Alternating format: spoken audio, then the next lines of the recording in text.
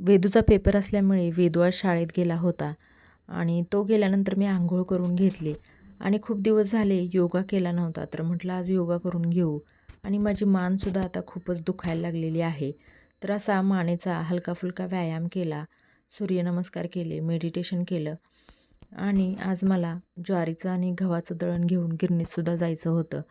तर हॉलला आणि किचनला खूप साऱ्या जाळ्या झाल्या होत्या. तर वेदूचे पप्पा झोपले होते, तोपर्यंत म्हटलं जाळ्या काढून घेऊ आणि फरशी पुसून घेऊ.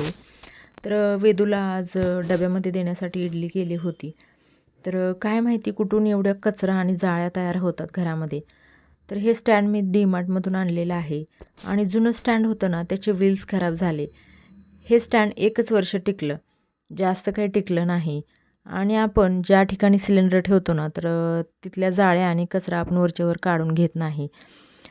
तिथला कचरा आणि जाळ्या मी झाडून घेतल्या आणि वेदू 12:30पर्यंत घरी येणार होता, तर मला स्वयंपाकसुद्धा करायचा होता. तर म्हटलं पटकन फरशी पुसून नाश्ता करून घेऊ आणि दळण घेऊन जाऊ. आता ऊनसुद्धा खूपच वाढलेलं आहे. तर 11 वाजेपर्यंत म्हटलं दळण घेऊन येऊ आणि परत स्वयंपाक करू.